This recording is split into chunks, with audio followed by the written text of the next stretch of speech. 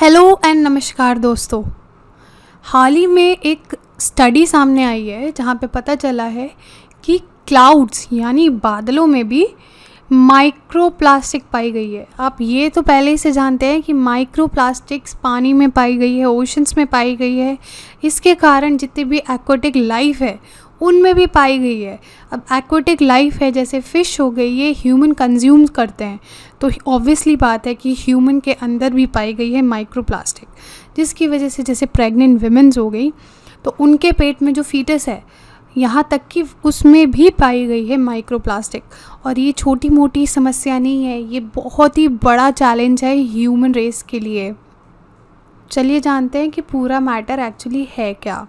देखिए, जापान में ना एक स्टडी हुई थी जहाँ पे रिसर्चर्स ने बताया कि जो माइक्रो प्लास्टिक है वो क्लाउड्स में भी पाई गई है। एक प्रोफेसर हैं ओकोची, देखिए नाम यहाँ पे देख लीजिए, ये और इनकी टीम ने ना 44 सैंपल्स कलेक्ट करे थे पानी के। कहाँ से? एक ये जो माउंट ओयामा है ये जापान में, और ये माउंट फूजी, काफ़ी सुना होगा आपने, इसके समिट से यानी टॉप से और इसके फुट से, यहाँ से दोनों जगह से, ये वाले माउंटेन से और ये वाले माउंटेन से, दोनों से 44 करीब वाटर के सैंपल्स इकट्ठे किए गए। उस पर रिसर्च चली, एग्जामिन किया गया और वहाँ पे पता लगा कि इन वाटर में से एटलीस्ट 70 पार्टिकल्स पाए गए हैं माइक्रो प्लास्टिक के। अब आप ये सोच रहे होगे यार पहले ही पानी में थे, अब ये हवा में कैसे आ सकते हैं। देखिए, ये वाली स्टडी ना बताते हैं कि अभी क्लियर नहीं है कि एटमॉस्फेयर में ये माइक्रो प्लास्टिक आई कहाँ से है, पर इसके बहुत सारे रीजंस हो सकते हैं जो कि हम अभी आगे देखेंगे।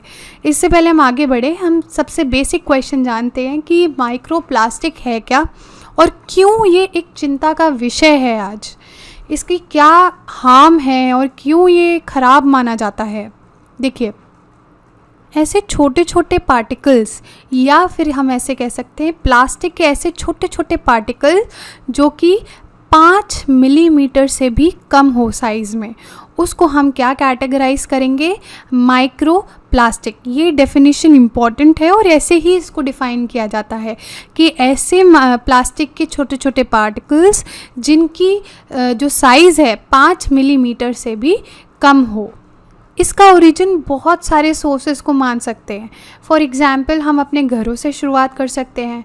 हम पानी की बॉटल्स इस्तेमाल करते हैं, है ना, हम प्रोडक्ट्स इस्तेमाल करते हैं जैसे सनस्क्रीन हो गई, है ना, और भी जैसे फाउंडेशंस हो गया, मेकअप के अदर प्रोडक्ट्स हो गए, या फिर कपड़े हो गए जो फाइबर के बने हो, या फिर डेली जैसे टूथपेस्ट की बॉटल हो गई एक्सेट्रा।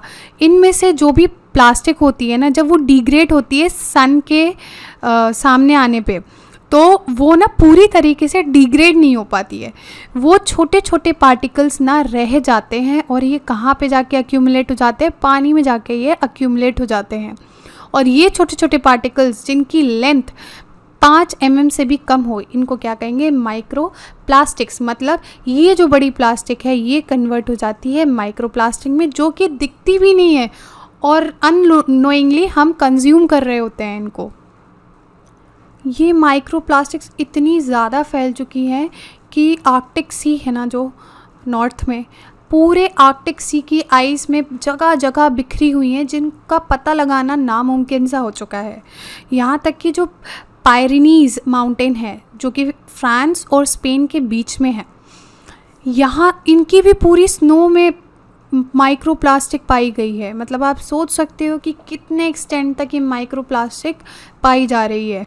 लेकिन अभी तक ये साफ़ नहीं हो पा रहा है कि कैसे ये जो माइक्रो प्लास्टिक हैं ये एक जगह से दूसरी जगह ट्रांसफ़र हो रही हैं। इसके बहुत सारे हम अनुमान लगा सकते हैं कि रीज़न हो सकते हैं, जैसे ओशन करंट है, हो सकता है कि यहाँ का पानी वो वहाँ लेके जा रहा हो, या फिर मूवमेंट ऑफ एक्वेटिक लाइफ भी हो सकती है। लेकिन हाल फिलहाल ये क्लियर नहीं बताया गया है साइंटिस्ट द्वारा कि इसके मूवमेंट का कारण क्या है। और सबसे बड़ा कारण अभी ये भी नहीं पता चल पा रहा है कि एटमॉस्फेयर में पहुँचा कैसे। चलिए बात करते हैं कि ये जो माइक्रो प्लास्टिक पाई गई है क्लाउड्स में, इसका इम्पैक्ट क्या होता है क्लाइमेट चेंज पे।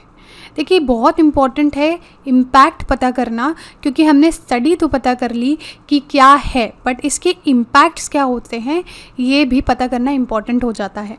देखिए ऐसा अनुमान लगाया जा रहा है कि ये जो प्लास्टिक के छोटे छोटे बिट्स हैं यानी माइक्रो प्लास्टिक है, ये ओशन से एटमॉस्फेयर में ओशनिक स्प्रे के थ्रू जाते हैं। अब आप सोच रहे होगे ये ओशनिक या सी स्प्रे क्या होती है। जैसे मान लीजिए ये बीच है, यहाँ पे पत्थर लगे हुए हैं बड़े बड़े, अब एकदम से लहरें आती है, टकराती हैं, तो एकदम से पानी उछल के जाता है ना, जो छोटे छोटे ड्रॉपलेट्स होते हैं, हो सकता है वो आपने फील भी किया हो कि बौछार सी आती है, तो ये जो ड्रॉपलेट्स होती हैं ना ये एटमॉस्फेयर में फैल जाती हैं। तो इसी को हम कहते हैं ओशन स्प्रे या फिर सी स्प्रे भी कहा जाता है इनको। तो इसके थ्रू ना ये एटमॉस्फेयर में फैल जाते हैं। अब ये ही ड्रॉपलेट्स क्या करेंगे, ये ही ड्रॉपलेट्स आपके क्लाउड्स बनाएंगी, जिनकी वजह से क्या होगा, प्लास्टिक रेनफॉल। आपने अभी तक एसिडिक रेनफॉल या एसिड रेन के बारे में सुना होगा, अब ये नई चीज़ आई है प्लास्टिक रेन।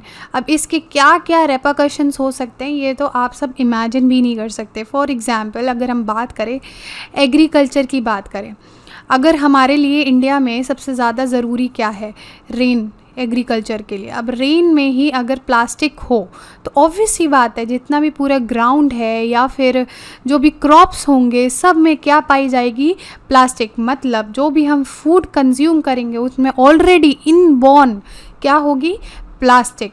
और भी आप सोच सकते हो जैसे हवा हो गई, एयर मतलब है ना, पानी हो गया, वाटर, जो भी चीज़ होगी वहाँ पे हमें क्या देखने को मिलेगा, वहाँ पे हमें मिलेगा प्लास्टिक। मतलब हमारे जो कंजम्पशन होगा प्लास्टिक का वो बहुत ज़्यादा बढ़ जाएगा अगर प्लास्टिक जो है रेन में काफ़ी ज़्यादा मात्रा में पाई जाएगी। तो ओकोची, प्रोफेसर ओकोची जिन्होंने ये रिसर्च करी है, उनका ये कहना है कि जो ये एयरबॉर्न माइक्रो प्लास्टिक है ना, ये ऊपर एटमॉस्फेयर में जो भी ट्रोपोस्फेयर जैसे लेयर्स होती है ना, स्ट्रेटोस्फेयर, ये जो आपका ट्रोपोस्फेयर है ना, यहाँ पे जल्दी ही डिग्रेड होती है ग्राउंड के मुताबिक। क्यों, यहाँ पे ज़्यादातर अल्ट्रावायलेट रेज जो है ना वो डायरेक्ट होती है और ज़्यादा होती हैं। तो इसकी वजह से जो प्लास्टिक होएगी आपकी एयरबॉर्न माइक्रो प्लास्टिक वो जल्दी से डिग्रेड होएगी, जिसकी वजह से वो जो पार्टिकल्स हैं वो ग्रीन हाउस गैस रिलीज़ करेंगे। तो अब ये ग्रीन GHG रिलीज़ होने पे आप समझ सकते हैं क्या बढ़ेगा, आपका ग्लोबल वार्मिंग की जो समस्या है वो और भी ज़्यादा बढ़ेगी। तो ऐसा अनुमान लगाया जा रहा है कि ये जो प्लास्टिक पाई गई है क्लाउड्स में और रेन में, तो ये इसके रेपरकशंस बहुत ज़्यादा देखने को मिलेंगे। ये तो अभी थोड़े से ही इम्पैक्ट्स हमने डिस्कस करे, अभी जब ये स्टडी पूरी तरीके से बाहर आएगी तब हमें पता देखने को मिलेगा कि कैसे कैसे और भी इम्पैक्ट्स इसके हो सकते हैं। चलिए, thank you very much for the discussion.